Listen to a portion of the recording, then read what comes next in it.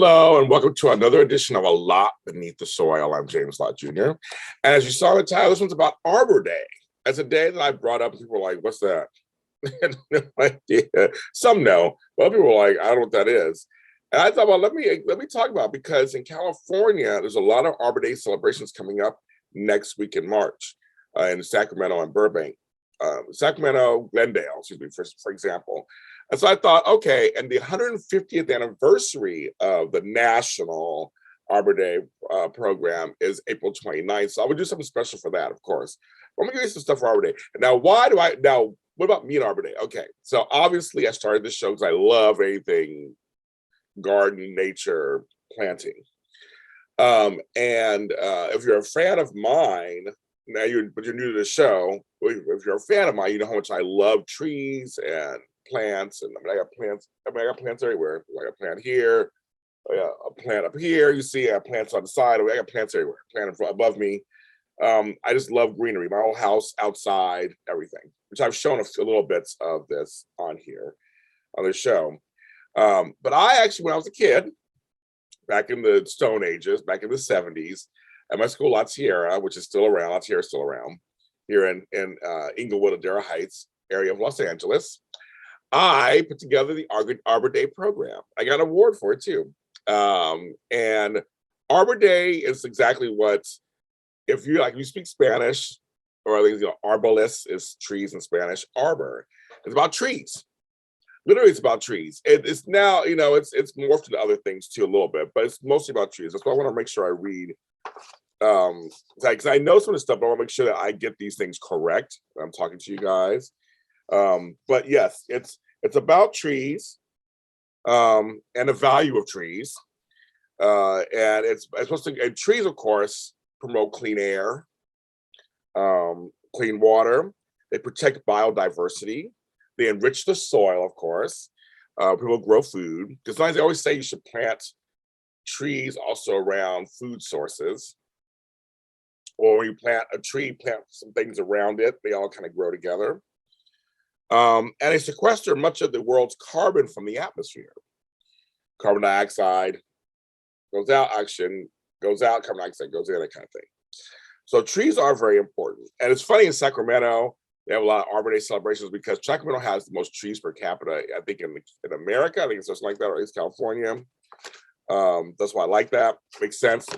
I'm not a fan. Sacramento is a place I used to live, and I have family there. I'm not a huge fan of the city itself, but I'm a fan of the tree-lined streets, and I do miss that part. I mean, every street is like tree-lined, and their park, Capitol Park, which is near the Capitol building, has every tree from California, I believe. And you can actually, they're plaques, and it's a lot. That part's nice. That part's nice.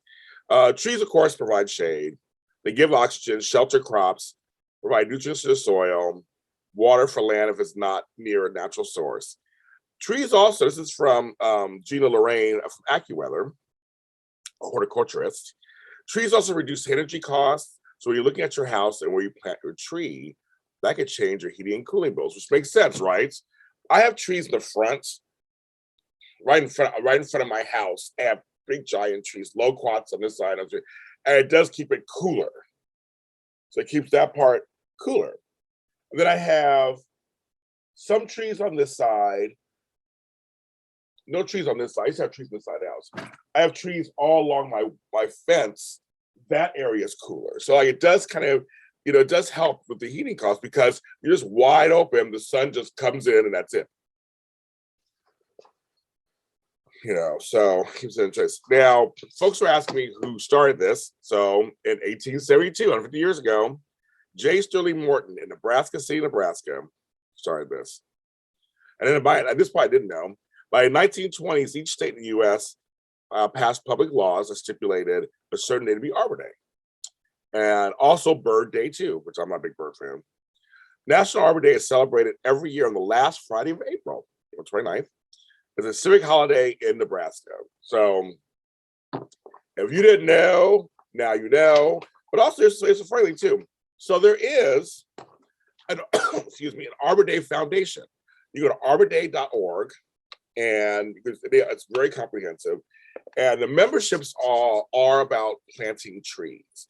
So that's the thing about Arbor Day. So when I put together an Arbor Day program when I was a kid, it was strategically finding spots in the school to plant trees. So you can go to wholesale gardeners, planter places, or just go to Home Depot, Lowe's, and get trees that are just, they're like baby trees or whatever, or tall trees, and then you plant them. Literally, that's what you're doing, and you're watching them grow. I have some trees on this side of my house. I just planted about 12 of them, and I'm watching them grow. I mean, trees are just a wonderful thing. So it's about, we take for granted. I mean, this rainforest, they need to work with the rainforest. It's like rainforests are being decimated. There's a lot that goes on. I mean, yes, we use paper and all that kind of stuff. They come from trees. A lot of products come from trees. The Arbor Day Foundation has memberships tiers, and when you put in the membership, it's not just giving them money to give them money. They actually put it towards certain trees you want to plant, certain types of trees. It's very cool. It's like a cool type of membership. So then you get to see that you actually do something. Your money actually goes somewhere and actually plants a tree. I'm gonna try to see if I can get somebody from the foundation to come on the show. But I just think it's fascinating. It's like you're actually making change happen.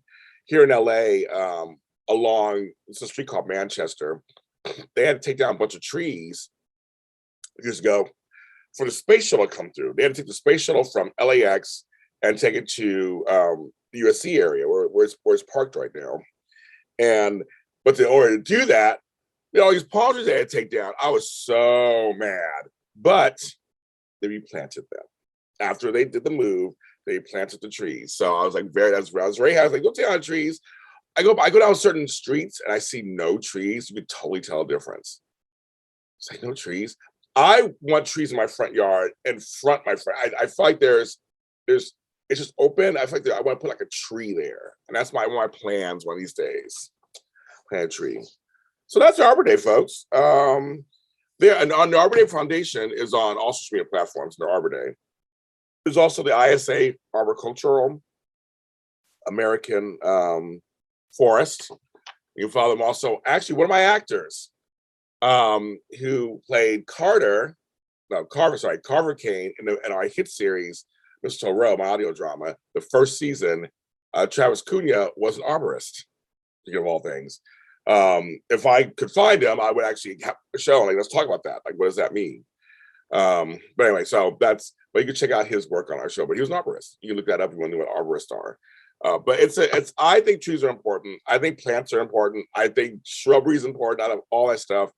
I go sometimes to like Home Depots, Lowe's, 99-cent stores out front. They'll have these plants and trees that are half dead. Get them, bring them home, plant them, and help them grow. They sell them for like $1 sometimes. You're just trying to get rid of them. I hate for them just to throw them out. So I like to give them a chance and just see what happens. And I took 2 trees home like that once, and they're growing. I have some plants I've saved, and they're saved. My mom at her house, a couple plants broke off. We planted them back in. And and here's the thing: if you don't know what to do, contact me, or go on Google. Just Google it, YouTube, Google, whatever. Just Google it. They'll tell you how to replant trees and if it's salvageable or not. But there's some plants they have out there that just don't sell, and they're basically getting rid of them. So like literally $1, under $1. I plant them and try. If they die, they die. There's nothing you can do about it, but at least you can try. But I know a lot of my plants and flowers actually have thrived once you brought them home. Like I'm saving a life because they are living things. They are, no matter what you think, they are living things.